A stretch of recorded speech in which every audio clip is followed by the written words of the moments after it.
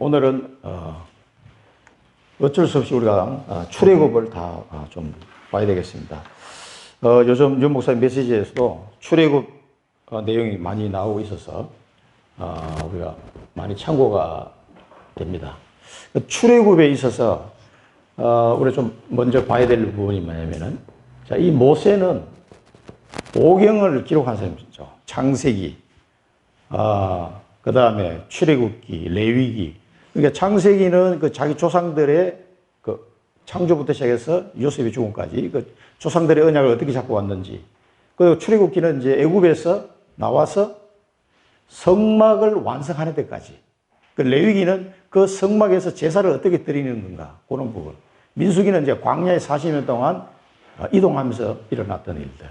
그런데 신명기는 요단강 동편에 모여서 마지막으로 모세가 죽기 전에 하나님 말씀을 이스라엘 백성들에 총정리해서 주신 말씀. 그렇게 해서 모세의 오경이 전부 다 어디서 기록이 됐습니까? 다 광야에서 기록이 됐어요, 이게. 창세기도 미대한 광야고요. 그 광야 지나가는 동안에 다 기록이 됐다니까요, 이게. 그럼 이게 책을 우리가 지금도 한 권 기록하려고 해도 이게 쉬운 일이 아닌데, 물경 이 5권을 기록으로 남겼다는 건 정말 대단한, 그러니까 이게, 그 애굽의 최고의 대학에서 공부하게 하시는데 이유가 있는 거예요. 이런 걸 기록을 남기려면은 그 좀 머리가 있어야 되거든. 그래서 공부를 시킨 거예요, 하나님이. 그리고 이 모세 오경을 기록하면서 이스라엘 백성들을 이제 출애굽에 보면은요, 홍해를 건너는, 유월절과 함께 홍해를 건너는 기적이 있었고, 만나와 메추라기를 먹이시는, 아침에는 만나를 저녁에는 메추라기를 하나님이 수백만 명이 먹을 수 있도록 계속 매일 주셨단 말이야. 이제 마지막 6일째는 이제 2배를 주셔서 안식일 날은 따로 얻지 않도록 이렇게 하셨고요. 그 다음에 반석에서 물이 나오는 이런 일들이, 여기 이제 스데반 집사가 얘기한 기사와 표적을 지금 쭉 말씀드립니다. 이 반석을 치면서 내가 너에게 물을 주려 하는 바람에 가나안 땅에 못 들어가게 되는 이런 일들이 이제 일어나게 됐죠. 그 다음에 아말렉 전투에서 승리하는, 기도로 승리하는 이런 게 있었고요. 그 다음에 이도로 장로의 말을 통해서 천부장, 백부장, 50부장, 10부장 만드는 국가의 시스템을 만들고요. 그 다음에 새 절기를 이때 출애굽기 때 하나님 다 주셨습니다. 그 다음에 언약궤를 주시고요. 근데 마지막에 이제 성막을 만들게 하시는데, 이 출애굽기는 성막을 완성하면서 출애굽기가 끝납니다. 여기 성막이. 그래서 이 출애굽기의 가장 하이라이트, 출애굽기의 하이라이트가 어디냐? 6월절도 중요하고 홍해를 걷는 것도 중요하지만은, 이 출애굽기 하이라이트는 출애굽기 19장에 보시면은, 본론에서 우리가 성경 구절을 찾아보겠습니다만은, 그 이스라엘 백성을 시내산에다가 모아놓고 하나님이 시내산에 직접 강림하셨어요. 불 가운데 강림하셔가지고 양과 소를 잡아서 내게 번제를 드리라, 이렇게 그 모세에게 하나님 명령하시죠. 그래서 이 시내산에서 이스라엘 백성들이 이제 나와가지고 시내산에서 하나님을 만납니다. 그래서 시내산에서 하나님께 피제사를 드리면서, 너희는 이제 내 백성이다. 너희는 이제 전 세계 중에서 제사장 나라다. 그러면서 이스라엘이 하나님의 백성임을 선포하는 장면이에요, 이게. 엄청난 큰 피제사를 통해서 이스라엘 백성들은 이제 내 백성이다 하고 전 세계에 다 알리는 겁니다, 이게. 요게 이제 출애굽의 하이라이트입니다, 이게. 그리고 이 선포와 함께 중요한 게 뭐냐면은 하나님이 십계명을 주시고, 이제 출애굽 보면은 선포하시고 십계명을 주시고, 그다음에 율법을 아주 자세하게, 율법을 이럴 때는 이렇게 하고 저럴 때 이렇게 율법을 주십니다. 이 율법을 말씀하시고 나서는 성막을 이렇게 만드는, 아주 상세하게 성막 만드는 설계도를 주시면서, 또 그 나중에 제사장의 옷은 이렇게 만들고 이런 것까지 아주 상세하게. 그래서 성막을 다 만드는 데서 출애굽이 끝나는 거거든요. 이게 이제 출애굽기의 핵심입니다. 우리가 보통 알고 있기는 이제 뭐 10가지 기적, 홍해 건너는 거 이런 걸 많이 생각하는데 그보다도 더 중요한 게 뭐냐면은 요게 시내산에서 너는 이제부터 내 백성이고 전 세계 나라에서 제사장 나라야 하고 선포하는 요게 출애굽기의 최고 하이라이트입니다. 그리고 성막을 율법과 성막을 주시는 이 전부 다 뭘 말씀드려요? 예수 그리스도와 연관이 되어 있는 요게 핵심 부분이에요. 그래서 성막에 보면은 얼마나 세밀하고 자세하게 해놨는지 이거는요 성막을 만들려고 하면 아주 기술자가 있어야 돼요. 그래서 하나님이 기술자를 보내줍니다. 요거를 만들 수 있는 사람이 유다 지파의 렘넌트 버살렐, 이 유다 지파의 버살렐이라는 렘넌트하고 단 지파의 오홀리압, 요 두 사람 이름이 나옵니다. 모세에게 요 두 사람 하나님 보내가지고 요 성막을 준비하는 총지휘하고 이 사람들이 아주 기술자예요. 손재주가 있고 이런 이제 렘넌트들이 태어나야 이 성막을 만들 수가 있거든요. 그래서 하나님 이런 사람 딱 준비해놨다가 이 성막이 뭐를 의미하는 그리스도를 의미하는 거기 때문에 굉장히 세밀하게 또 여기서 하나님이 피제사를 하나님께 드려야 되기 때문에 이렇게 하셨습니다. 이게 아주 중요합니다. 요거는 이제 제가 RTS에서 배운 대로 지금 말씀드리는 거예요. 우리 교수님이 말씀하신 그래서 출애굽기를 쭉 공부해 보니까 이게 제일 중요한 부분이야. 하나님의 백성이다. 그 피제사를 드리면서 선포하고 거기다가 십계명과 율법과 성막을 하나님이 주시는 거예요. 이게 굉장히 중요한 내용이고요. 그리고 꼭 기억해야 될 거는 뭐냐? 개인적으로는요. 출애굽기 이제 이 성막을 만들 때 이 대제사장이 입는 옷이 있어요. 제사장 옷 앞에 이 판결 흉패가 있습니다. 앞에 옷을 다 입고 흉패를 달면 흉패에 뭐냐면은 보석으로 12개 보석이 딱 박혀 있죠. 그 다음에 여기도 보석이다. 여기도 보석이다. 그러면 어깨에도 이스라엘 그 12아들, 야곱의 12아들을 6명, 이렇게 이름이 적혀 있고, 또 여기 가슴에 12보석에도 12아들 이름이 다 하나씩 조각으로 새긴 것을 보석에다가 이름을 다 새겼습니다. 그렇게 해가지고 제사장이 피를 들고 그 옷을 입고 판결 흉패를 달고 하나님께 피제사 드리러 들어가면 하나님이 그 이스라엘의 12아들의 이름을 보고 영원히 내가 기념하도록 할 것이다. 그게 나옵니다. 그게 어디 나오냐면 출애굽기 28장 21절에서 29절까지 여기 보시면은 12아들의 이름이 여호와 앞에 영원한 기념이 될 것이다. 이렇게 얘기하시죠. 그런데 12아들이 요셉을 제외하고 12아들이 한 게 뭐가 있습니까? 아무것도 없어.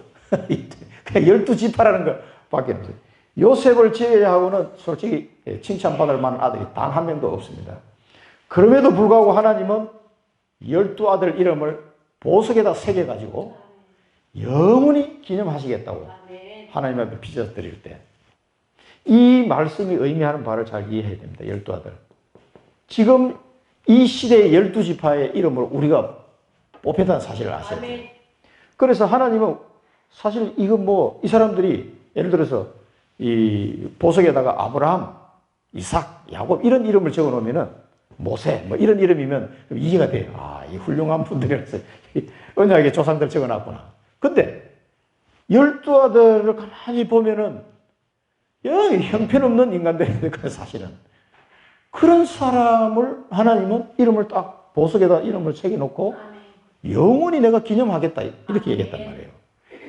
여기서 우리가 꼭 기억해야 됩니다. 우리 같은 사람도 하나님이 택하신 12지파의 축복을 받으면요 그렇게 되는 거예요.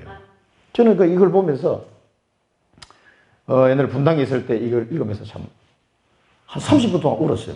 이 출애굽기 읽다가 말고 너무 감격이 돼가지고 꼭 기억하셔야 됩니다. 출애굽기에서 잊지 말아야 될 부분이 저는 개인적으로는 이 부분이라고 생각합니다. 하나님께서 전혀 형편없는 인간인데도 불구하고 그들을 택하여가지고 그 12지파의 이름 이렇게 기념하신 이유가 있어요. 왜 그러냐면은 그 12지파를 통해서 렘넌트들이 계속 태어납니다. 이 단 지파 같은 데는요 인물이 안 나왔어요. 인물이 거의. 근데 오홀리압 같은 이런 인물이 딱 나오는 거 보면요 참 신기하더라고요. 그래서 이름 기억합니다. 올리야. 야, 단지파에서도 이런 인물이 나왔구나. 어떤 사람은 단지파는 우리 대한민국하고도 뭐 연관이 있다. 그렇게 이야기하는 사람도 있더라고요. 그 사람들이, 왜냐하면 단지파 이름이 사라져요. 12지파 이름 중에 이 사람이. 나중에 보면은 성경책에서 마지막에 보면 단지파 이름 없어져 버렸어. 그 어디 갔지, 이게. 뭐 이걸 그런, 뭐 추론하는 사람도 있습니다만. 하여튼, 이 12지파의 이 조상들로부터 이 유다같이 뭐 덜 떨어진 인간 같은 이런 사람 밑에서 다윗 같은 인물이 나온다니까요. 응? 그렇게 별 볼 없을 것 같은 그 레위 지파에서 모세 같은 사람이 나오고 말이죠. 이게 하나님이 이제 하시는 작품이기 때문에 우리가 이런 언약의 조상으로 부름을 받았다는 거 꼭 기억하시고 우리가 이 출애굽기를 봐야 되겠습니다. 이 내용들을 너무 어마어마한 내용들을 하나님 모세에게 다 주셨는데 이 전부 광야에서 다 주셨다요. 광야에서. 그 잘 생각해야 됩니다. 우리가 이 언약의 사람으로 부름을 받았다면은 우리가 광야 인생 가면서 하나님의 중요한 응답을 다 주시게 되어 있습니다. 이게. 자, 지난 주간에는 우리가 230년의 언약의 여정을 걸어갔습니다. 그 40분 만에 230년 언약을 걸어갔는데 오늘은 120년의 언약을 이 언약의 여정을 걸어가야 됩니다. 그래서 왕궁 40년. 오늘 이 본문에 보면은 기억나실 분도 있겠지만 40이라는 숫자가 3번 나옵니다. 40이라는 숫자가 3번. 40이 되매, 40년이 참매, 40년간 이렇게 하는 거예요.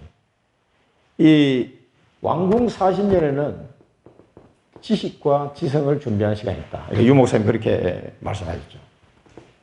그런데 모세가 태어나는 시대를 가만히 보면 굉장히 고난과 위기 시대에 태어났습니다.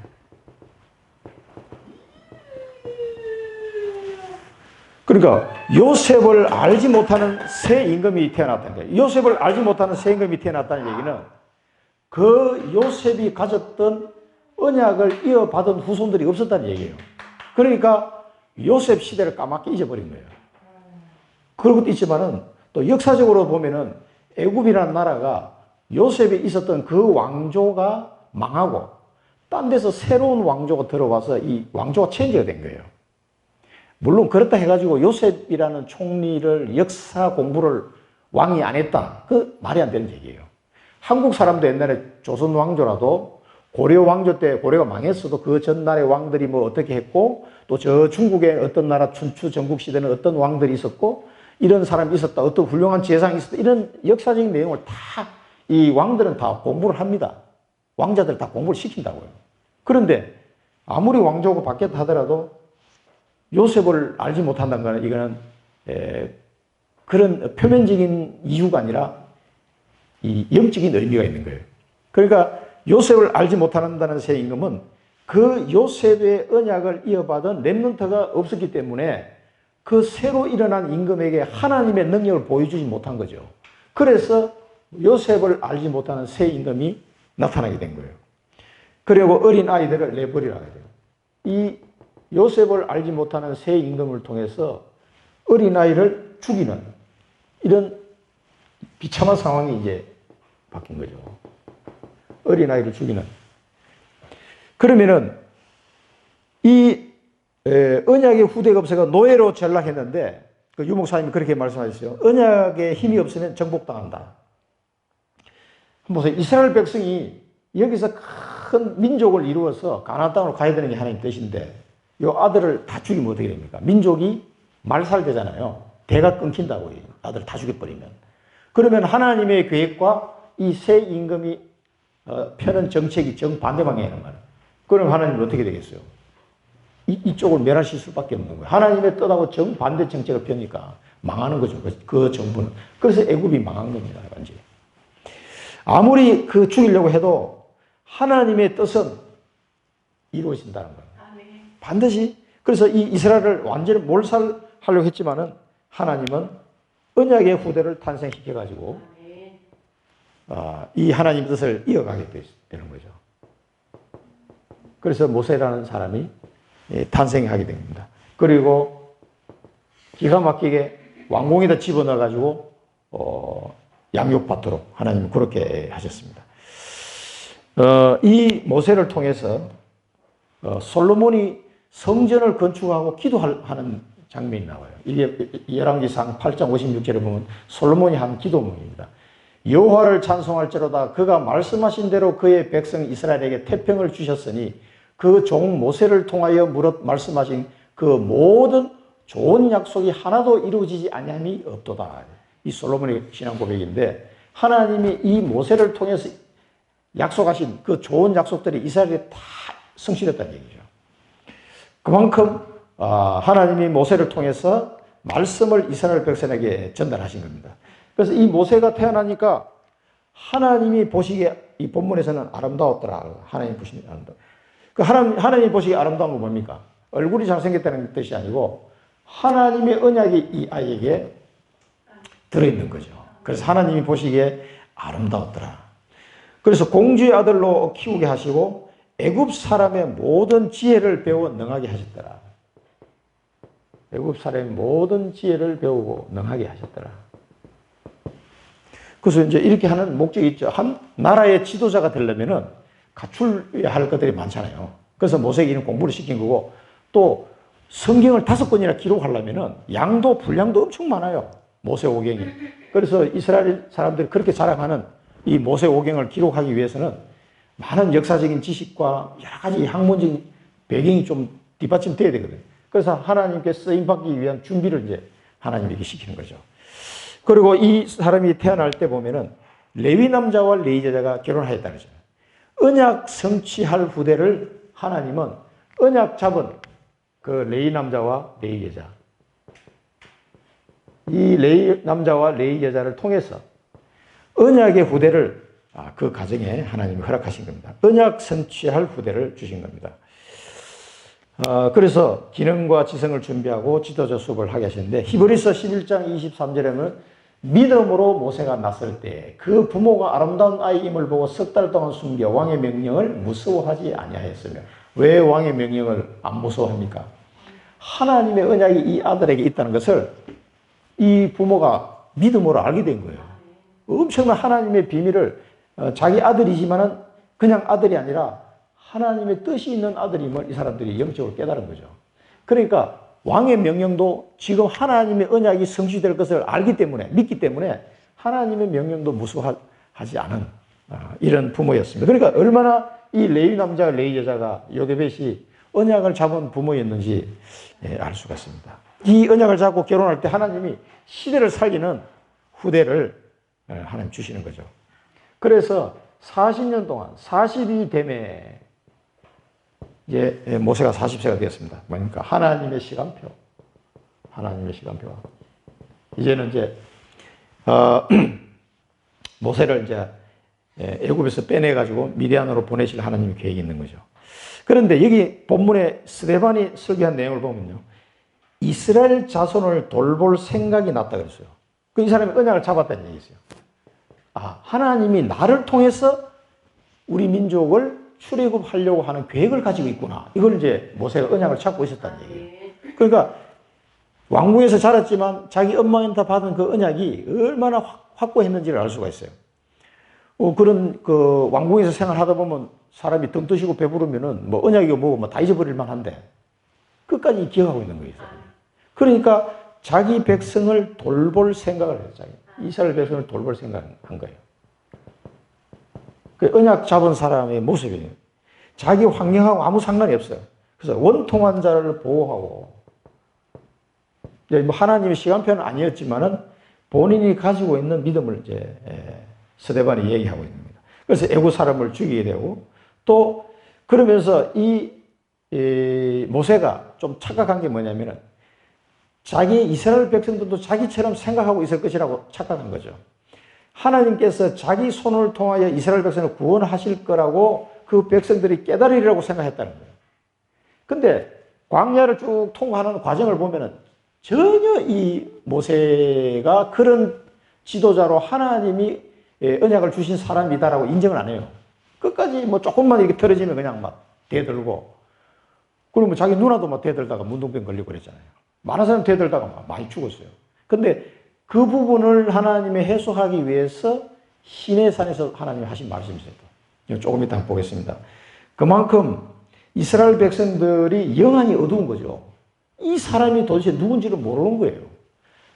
모세가 훌륭해서가 아니라 하나님이 이 사람을 통해서 이루고자 하시는 그 언약이 있다는 것을 발견을 못하니까 그 모세를 볼 때 자꾸 이렇게 이상하게 잘못 해석을 하는 거죠. 그러니까 이렇게 누가 너를 말이야 우리의 관리와 재판장으로 세웠느냐 이따위 소리를 하고 있는 거예요. 누가? 모르니까. 누가 너를 관리와 재판장으로 세웠느냐. 하나님이 세웠는데 하나님이 세웠다 이렇게 말하면 그 뭔 소리야 이렇게 나올 거 아니에요. 이렇게 이제 백성들이 전혀 모르고 있는 상태라는 거를 지금 왜냐하면 스데반이 이 유대인들을 향하여 지금 이 초점이 쫙 가면서 이제 그쪽으로 지금 화살이 지금 날아가고 있는 겁니다. 그래서 우리가 여기서 붙잡아야 될 언약입니다. 이 고난과 위기 시대에 모세를 하나님이 보내셨던 것처럼 복음이 끊어진 시대입니다. 그죠? 지금 복음이 끊어진 시대. 종교개혁하고 500년이 지났는데 복음이 다 끊어지고 지금 완전히 사단의 노예로 지금 사람들이 살아가고 있습니다. 3단체는 이걸 아주 잘 이용하고 있고 사단의 노예. 이때는 애굽의 노예였지만 사단의 노예. 그래서 이 복음이 끊어진 시대에 하나님이 복음으로 세계를 살릴 언약 잡은 자로 나를 부르셨다. 아멘. 이 언약을 꼭 잡으시기 바랍니다. 아멘. 언약 잡은 모세를 보내셨던 것처럼 언약 잡은 나를 보내셨다. 하나님이 나를 부르셨다. 아멘. 이걸 꼭 언약으로 붙잡아야 되겠습니다. 이 시대가 비슷해요. 지금 이때는 이스라엘 백성이 다 죽는 상황이었거든요. 이게 이제 언약을 거슬러가는 사단의 역사고 거기에 하나님이 언약 잡은 레위 남자와 레위 여자를 통해서 모세를 보내시고 지금 우리는 복음이 끊어진 시대에 사단의 노예로 죽어가는 이 시대에 언약 잡은 하나님이 나를 보내셨구나. 우리 출애굽께서 이 언약을 못 잡으면요 아무것도 안 됩니다. 그 다음에 두 번째는 미디안 40년, 미디안 광야에서 40년. 유 목사님 여기서는 이제 뭐라고 해석했냐면 기도와 영성을 준비하는 시간이다. 기도와 영성. 미디안 광야에서 양치면서 그것도 처가살이 하면서 참 신세가 우리 한국 사람이 볼 때는 너무너무 신세가 비참한 거죠. 아무 힘도 없어. 아니 내가 이거 분명히 언약 잡은 게 맞는데 이거 왜 이렇지라고 지금 생각했을 거예요. 도주했습니다. 도주해서 미디안으로 갔다 그랬어요. 미디안. 이 미디안은 이스마엘 그 후손으로서 미디안 12방백이 있었는데 그 중에 하나가 이제 미디안 지파죠. 여기에 후손이 이제 이드로 장로가 이 미디안의 후손이었습니다. 그래서 하나님에 대한 얘기는 들어본 민족들이죠. 이스라엘 사람들이 할례까지 했으니까 그런 것들을 전통으로 알고 있는 사람들이란 말이죠. 그 중에 아마 이드로 같은 사람은 하나님에 대한 믿음이 있었던 사람 같아요. 그래서 이 미디안 땅에서 나그네가 되었다. 참 왕자에서 나그네로 이렇게 그러면서 여기서 이제 두 아들을 얻게 되는 이런 상황이 됐습니다. 근데 여기서 우리가 이제 히브리서 11장 말씀을 보면요. 히브리서 기자는 이 도주한 모세를 두고 이렇게 표현하고 있습니다. 믿음으로 모세는 장성하여 바로의 공주의 아들이라 취함받기를 거절하고 도리어 하나님의 백성과 함께 고난받기를 잠시 죄악의 낙을 누리는 것보다 더 좋아하고 그리스도를 위하여 받는 수모를 애굽의 모든 보화보다 더 큰 재물로 여겼으니 이는 상주심을 바라봄이라. 믿음으로 애굽을 떠나 왕의 노함을 무서워하지 아니하고 곧 보이지 아니하는 자를 보는 것 같이 하여 참았으며. 그러니까 모세가 물론 그 왕이 체포하려고 그러니까 이제 도망을 갔지만 히브리서 기자는 그 모세의 영적 상태를 이렇게 보고 있는 거죠. 그래서 모세가 세상 낙을 위해서 간 게 아니라 하나님의 뜻이 분명히 있기 때문에 하나님께서 인도하실 것을 하는 믿음 속에서 일단 이 미디안을 도전한 거예요. 그리고 미디안에서 창세기를 기록하게 되는 이런 축복을 또 누리게 됩니다. 그러면서 이 미디안에서도 40년이 참회 40년. 여기서 미디안에서 40년이 또 지나갔는데 시내산 가시나무 뜰기에서, 근데 이것도 좀 팩트 체크를 해야 됩니다. 시내산 가시나무 뜰기에서 불꽃 가운데서 주의 소리가 딱 들린 겁니다. 근데 이 스데반은 이렇게 말씀하셨는데, 출애굽기 3장 1절에 보면은 모세가 그의 장인 미디안 제사장 이도로의 양떼를 치더니 그 떼를 광야 서쪽으로 인도하여 하나님의 산 호렙에 이르매. 그러니까 하나님을 만난 장소는 시내산이 아니고 처음에 하나님의 명령을 받았던 요 40년이 참에 80세에 만났던 데는 호렙산이에요. 호렙산. 시내산은 나중에 출애굽해가지고 하나님께 제사 드리는, 온 백성이 하나님을 만나는, 하나님이 강림한 자리는 시내산입니다. 근데 처음에 미디안 광야에서 그 지난번에 지도도 봤죠. 지도를 보면 거기 호렙산과 시내산이 따로 이렇게 그 가까운데 산이 있는 걸로 알고, 시내산은 그 위에가 새카맣게 지금도 타가지고 새카맣게 이렇게 되어 있는 장면이 나오는데요.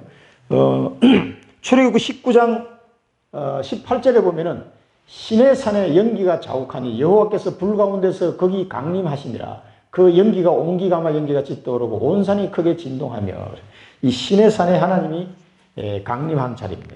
그리고는 조금 구분을 우리가 하고 넘어야 되겠고요. 그러면서 40년이 차면 하나님이 뭐라고 표현하면 내 조상의 하나님이다. 이 말은 뭡니까? 내 조상의 하나님, 언약의 하나님이다 이 말입니다. 아브라함과 이삭과 야곱의 하나님. 그 아브라함과 이삭과 야곱에 했던 그 약속을 지키는 그 하나님이 이제 네게 왔다는 거죠. 언약의 하나님.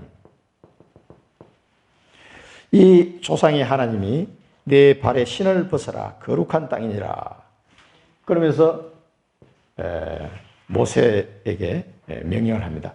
내 백성이 괴로움과 탄식과 그들을 구원할 계획이 이제 이르렀다. 그래서 내 백성이 괴로움, 탄식, 이들을 이제 구원할 때가 됐다는 얘기죠. 그래서 이들을 구원하기 위해서 이제 내가 너를 애굽으로 보내리라.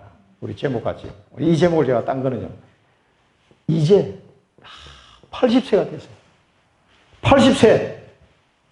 자기 인생 포기할 나이인데 강건하면 80이라고 그랬는데 모세가 한 10편에 보면 강건해 80이라고 그랬거든요. 그런데 자기 나이가 80이야. 이제 죽을 날이 이제 얼마 안 남았다고 생각하는 그때에 이제 내가 너를 애굽으로 보내리라. 너를 애굽으로 보내리라. 그래서 하나님의 시간표를 잘 생각해야 됩니다. 개인마다 다 다르기 때문에 하나님이 80년을 기다렸다가 하나님이 계획을 이루시려고 모세에게 나타나신 거예요. 그런데 우리에게 하나님이 이 언약을 가지고 하나님과의 나와의 만남이, 여러분의 호렙산은 어디입니까? 언제입니까? 나의 호렙산. 그 하나님이 내게 나타나셔서 박목사에 이제 내가 너를 청주로 보내리라. 이제 내가 너를 사랑부 현장으로 보내리라. 이제 내가 너를 지포 선교 현장으로 보내리라. 이렇게 말씀하시면 어떻게 할 겁니까? 이 호렙산의 시간표가 있어야 됩니다. 우리가 살아가는 동안에 하나님이 내게 언약을 가지고 나타난 이 시간표. 나는 이제 다 끝났다고 생각하는데 하나님이 나를 부르시는 거예요.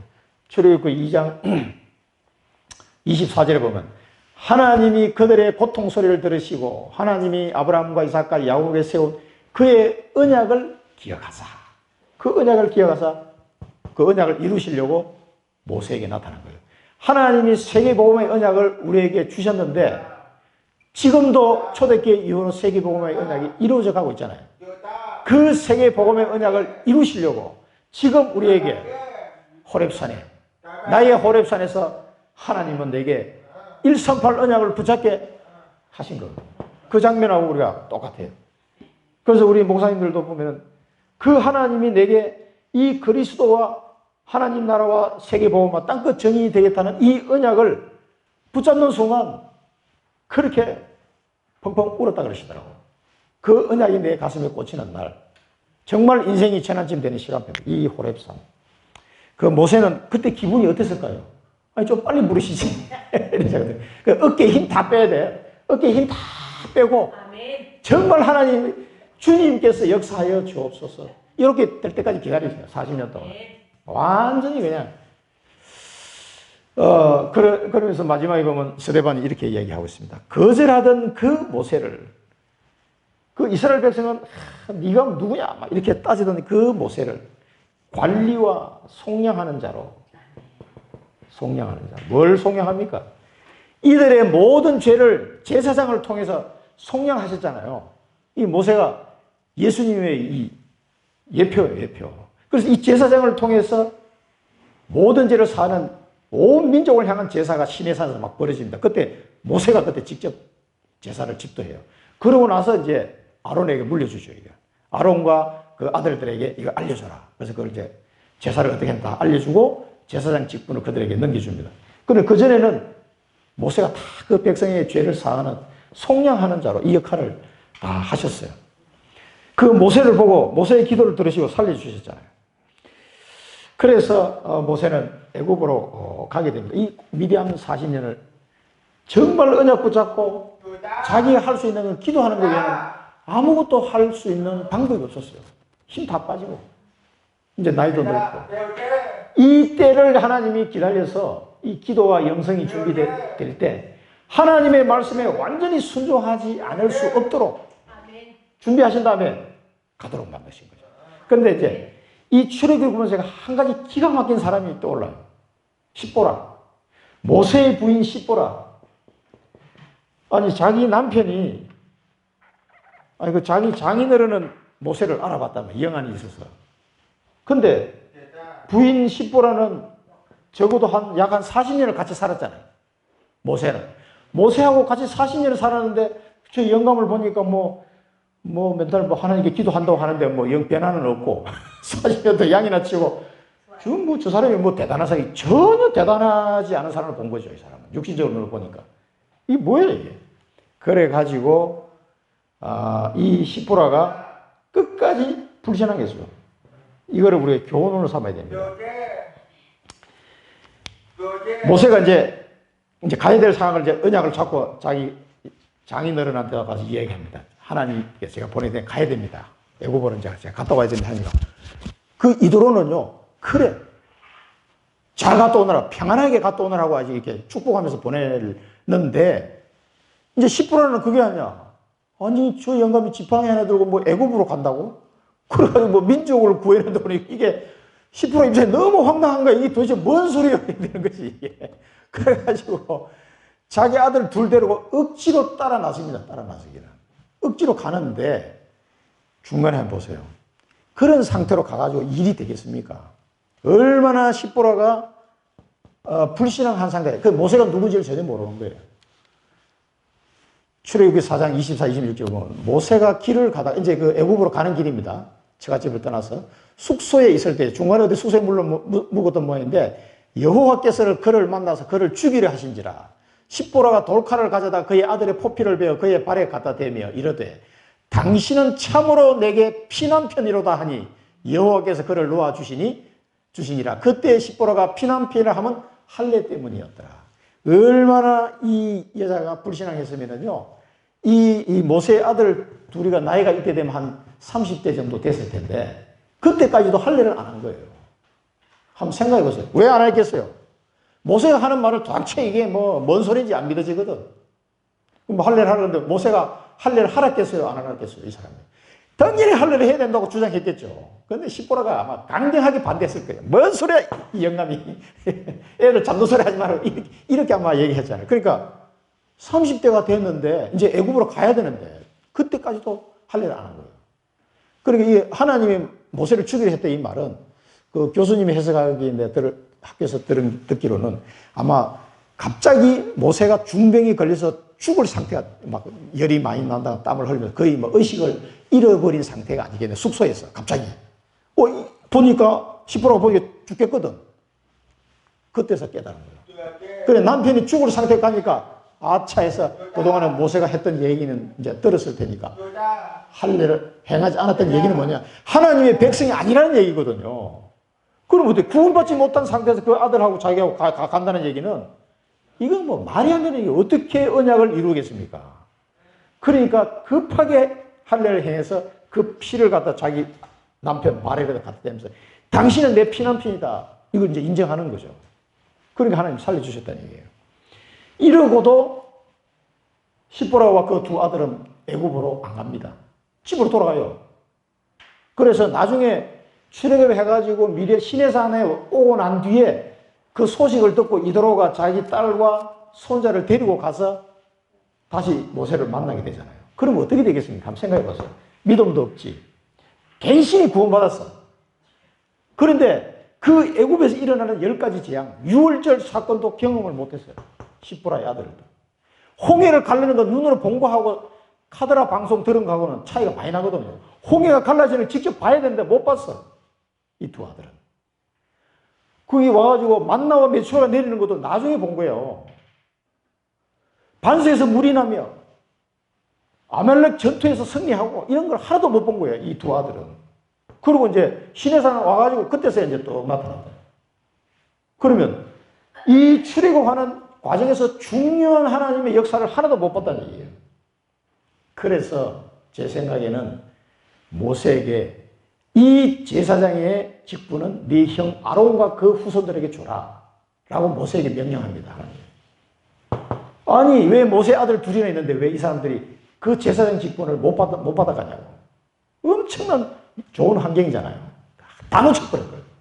우리도 마찬가지입니다. 다락방 이 전도 대회를 들어와가지고도 시보라와 같이 이런 상태를 가버리면요. 40년을 기회를 줬는데도 하나도 이게 뭐 자기 남편이 피난편인지 그게 뭔지도 모르고 앉는 거예요. 그러면 애굽으로 가려니까 너무 겁나거든. 아이고, 저 가가지고 뭐 죽으면 어떡해? 안 가? 집으로 돌아간 거예요, 이게 결국은. 어? 그러니 생각해 지팡이 하나 들고 뭐 우리 민족을 내가 구하러 간다. 그러니까 아니 40년 동안 양치던 영감이 갑자기 뭐 이제 뭐 돌았나 이렇게 했을 거 아니에요. 그 믿음이 하나도 없는 거예요. 그러니까 그 중요한 장면을 하나도 체험을 못하고 이 모세의 아들을 제사장으로 세울 수 있겠냐고 생각해 보세요. 택도 없는 얘기 때문에. 그래서 이게 아론에게 넘어가 버립니다. 아론에게. 저는 이게 보면서 진짜 우리 청주 임마누엘 교회는 이런 사람이 한 명도 없기를 아멘. 정말 간절히 바라는 마음이 있습니다. 우리가 가까이 있으면서도 놓칠 수가 있어요. 아니 40년 동안 같이 살았는데 한 인물에 사는 사람이 왜 그렇게 몰랐을까? 이 모세가 창세기를 기록하는 걸 옆에서 제일 본 사람이 부인일 거 아니에요. 이 뭐냐고. 아, 예. 하나님의 창세기 말씀입니다. 이렇게 뭔가 적었을 거 아니에요. 설명도 해줬었고.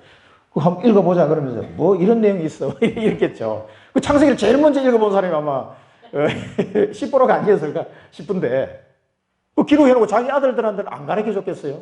자기 아들한테도 얘기해줬겠지 모세가. 뭐 양치면서 할 일도 없는데 그 기록하면서 그러면 이 사람들 영적 환경은 굉장히 좋았는데 다 놓치거든요. 너무나 안타까운. 여기 떠나면서 안타까운 인물이 시보라였습니다. 여기서 우리가 미션을 붙잡아야 됩니다. 그날 그때 그곳에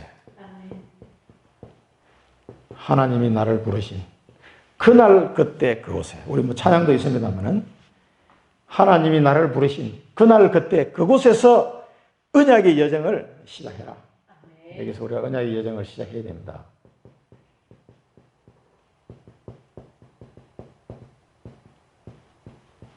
렘넌트 때 부름을 받았던 뭐 나이가 많아서 부름을 받았던 그거는 정말 아무 상관이 없습니다. 그날 그때 그곳에서 언약의 여정을 시작하면 됩니다. 그러니까 나의 호렙산이 있어야 돼요. 이 시보라 같은 경우는 나의 호렙산이 없으니까 당체 이해가 안 되는 거지. 나의 호렙산이 하나님 은혜입니다만은 그 호렙산의 경험이 그 하나님이 나를 부르시는 그 소명 이게 천명, 소명, 사명이 발견이 안 되면 언약의 여정을 시작할 수가 없잖아요. 꼭 이 축복을 누리시기 바랍니다. 그래야 이 40년이 의미가 있는 거죠. 40년이 뭐 미디안에서 40년 동안 양이나 쳤는데 도대체 이게 뭔 시간입니까 이게? 호렙산에 그 시간이 없다면 아무 의미 없는 시간입니다 이게. 하나님이 드디어 광야 40년을 허락하셨습니다. 이 광야 40년 유광수 목사님은 영원한 언약이다. 영원한 언약이 성취되는 시간표. 광야 40년. 그러면서 이게 스데반은 애굽에서 또 홍해를 건너고 광야에서 40년간, 이 모세가 뭐냐? 40년간 뭐 합니까? 기사와 표적을 행하였다. 그렇게 이야기하면서 나와 같은 선지자를 세우리라고 말씀하셨다. 말한 사람이 바로 이 모세다. 자, 여기서부터 이제 스데반이 이제 그리스도와 싹 연결시키기 시작합니다. 이 모세가 어떤 말을 했냐면, 나와 같은 너희 백성 중에 나와 같은 선지자를 세우리라 라고 모세가 백성들에게 한 말이에요. 여기 신명기 18장 15절에 나와 같은 선지자, 이 나와 같은 선지자가 누굽니까 지금? 이 스데반이 뭔 얘기를 하려고 합니까? 이 나와 같은 선지자가 그리스도를 말하는 거예요. 이 사람들은 모세 하면 대단한 선지자인데 참 선지자 그리스도 오실 것을 지금 얘기를 이제 풀어나가는 겁니다. 그러면서 광야 교회에서 말씀을 전달하던 자가 이 모세다. 말씀 전달. 광야 교회에서 말씀을 전달. 하나님의 말씀을 꼭 하나님은 모세를 통해서 전달하셨어요. 이 하나님의 말씀을 전달하는 자가 모세였다. 그런데 말씀의 주인공인 그리스도가 오셨잖아요. 이분은 모세는 말씀을 전달한 사람이지만은 직접 그 말씀이신 그리스도가 오신 거거든요. 이제 이 부분은 이제 그리스도를 향하여 이제 연결해 가기 시작하고 있습니다. 자, 여기서 우리가 히브리서 말씀과 출애굽기 말씀 좀 봐야 되겠습니다. 히브리서 11장 28, 29절에 보면 믿음으로 6월절과 피 뿌리는 예식을 정하였으니 이는 장자를 멸하는 자로 그들을 건드리지 않게 하려 한 것이며 믿음으로 그들은 홍해를 육지같이 건넜으나 애굽 사람들은 이것을 시험하다가 빠져 죽었으며 그 다음에 출애굽기 19장 4절 6절에 보면은 이 장면입니다. 하나님의 백성으로 선포하는 자리에 보면은 너희는 모든 민족 중에서 내 소유가 되겠고 너희가 내게 대하여 제사장 나라가 되며 거룩한 백성이 되리라 이렇게 말씀합니다.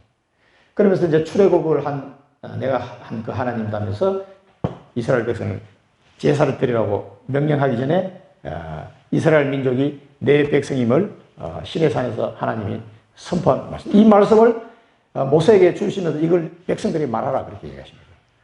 출애굽기 19장 9절에 보면 여호와께서 모세에게 이르시되 내가 빽빽한 구름 가운데서 네게 임함은 내가 너와 말하는 것을 백성들이 듣게 하며 또한 너를 영영히 믿게 하려 함이니라. 모세가 백성의 말을 여호와께 아뢰었으므로. 그래서 이 하나님과 모세가 대화하는 걸 통해서 또 모세가 가서 말씀을 전달함으로 해서 이 백성들이 모세를 믿고 영원히 따라갈 수 있도록 모세를 지도자로 영적 지도자로 인정할 수 있도록 하시기 위해서 그렇게 내가 준비를 한 것이다. 이렇게 이제 하나님 말씀하신 거예요. 그래서 계속해서 모세가 말씀을 전달하게 됩니다. 그리고 20장 24절 25절에 보면은 이제 예물을 드리라 한 장면입니다. 내게 토단을 쌓고 그 위에 내 양과 서로 내 번제와 화목제를 드리라. 내가 내 이름을 기념하게 하는 모든 곳에서 네게 임하여 복을 주리라. 그리고 네가 내게 돌로 제단을 쌓거든 다듬은 돌로 쌓지 말라. 네가 정으로 그것을 쪼면 부정하게 함이니라. 그래서 이 제단을 쌓는 걸 얘기하고 하나님께 이스라엘 백성이 번제를 드려. 이 요거는 개인이 아니라 온 전 백성의 죄를 사하는 번제요 화목 이 제물입니다. 그러니까 엄청난 제사가 시내산에서 이제 벌어지는 거죠. 그래서 이 모든 백성의 죄를 하나님이 모세의 제사를 통해서 사하는 이제 이런 장면입니다. 백성을 삼는 공식적으로. 물론 그 전에 6월절 어린 양이 피 바르고 나왔지만 여기는 본격적으로 번제를 딱 드리는 거죠.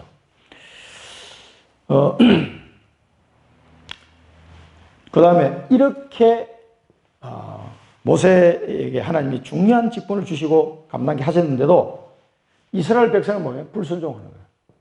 이 모세의 말을 안 듣는 거죠. 모세를 거절하고 이제 스데반이 사정없이 지적을 합니다. 모세를 거절하고 마음의 애굽으로 향했다. 마음이. 그러니까 얼마나 이 사람들이 머리가 나쁜 거지. 마음이 애굽으로 가면 뭐 집부릴 뭐 없으면서 애굽으로 가며 모세를 거절했다고 했습니다. 그리고 아론을 통해서 뭘 만들었습니까? 금송아지 만들어요. 금송아지. 지지난주 핵심 때 이게 말씀하셨죠. 하나님이 이것을 외면했다 그랬어요. 이게 이제 우상 숭배하는 습관이 남아가지고 또 모세가 안 내려오니까 우리 만들자 했는데 모세가 오든 안 오든 그건 하나님의 시간표도 다른지 그냥 기도하면서 기다리면 될 텐데 못 기다리는 거예요. 그 하나님의 강림과 임재하심을 보고도 안 믿는 거예요. 그 시내산에서 구름이 빽빽한 가운데 모세는 올라갔는데 40 동안 안 내려오거든. 이게 어떻게 된 거야? 그래가지고 중간에 그 시간을 못 참고 우상 숭배하는. 그래서 하늘의 군대, 이 하늘의 군대란 말은 별로도 해석이 됩니다. 하늘의 별. 이 지금 사단을 말하는 거죠. 섬기게 버려 두셨다. 그리고 그러면서 40년간 희생과 제물을 내게 드린 일이 없다.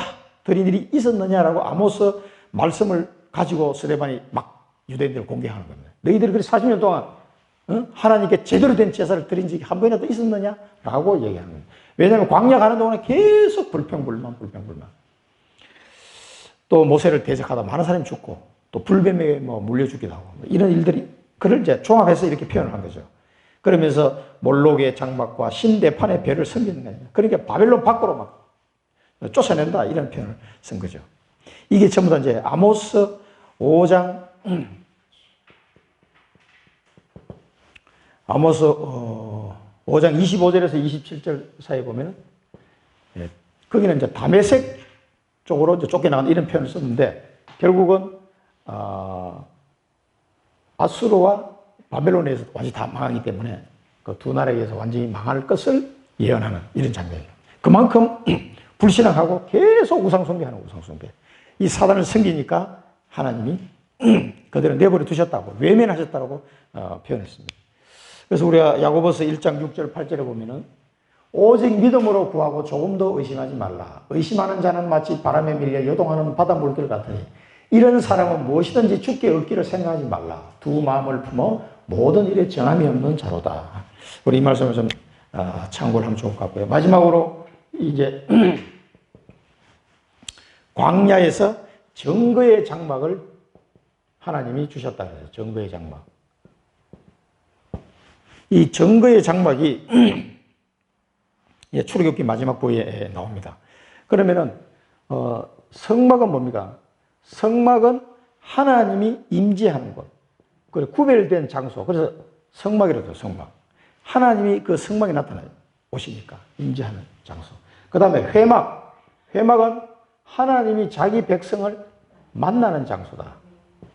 하나님이 자기 백성을 만날 때 회막에서 만난다 해서 회막이라고 똑같은 건데 성막이라고 부르기도 하고 회막이라고 부르기도 하고 하나님이 백성을 만난다. 그 다음에 장막이라고 하는 것은 이곳에서 하나님께 피제사를 드린다는 의미에서 장막으로 표현합니다. 물론 이제 개인적인 집 텐트도 장막이라고 표현했지만은 이 성막을 장막이라고 부를 때는 이 피제사 드리는 걸 의미합니다. 그래서 이 광야의 증거의 장막을 통해서 스데반이 그 다음 주에 이야기하겠지만은 다윗의 성전으로 연결됩니다. 그리고 지금 이 시대는 그 건물 성전이 아니고 예수 믿는 사람 성전으로 바뀐 거죠. 그렇게 밖에 나가는 그걸 의미하는 이 증거의 장막을 주셨다. 44절에 보면 우리 조상들에게 증거의 장막이 있었으니 이것은 모세에게 말씀하신 이가 명하사 그가 본 그 양식대로 만들게 하신 것이다. 이 증거의 장막을 주셨다는 것은 그리스도를 보내주신 것과 마찬가지예요. 그래서 하나님이 그리스도를 통해서 우리와 함께 하신 것처럼 이 증거 장막을 통해서 이스라엘 백성과 함께 하신 거죠. 그 마지막 출애굽기 마지막 부분에 보면은 40장 34절 35절에 보면 구름이 회막에 덮이고 여호와의 영광이 성막에 충만하매 모세가 회막에 들어갈 수 없었으니 이는 구름이 회막 위에 덮이고 여호와의 영광이 성막에 충만함이었으며. 그러니까 하나님이 뜻대로 이 성막을 다 만든 다음에 그 하나님께 이제 영광을 돌리는데 얼마나 하나님이 기뻐하셨던지 그 성막에 그냥 하나님이 임재하시는 구름이 빽빽하게 들어차가지고 하나님의 영광을 받으시고 굉장히 기뻐하셨다는 이 출애굽에 표현이 되어 있어요. 그래서 이게요, 이 증거의 장막이 이제 누굽니까, 이게 지금? 그리스도로 말미암아 하나님이 나를 전거장막으로 삼으셨다는 말이죠.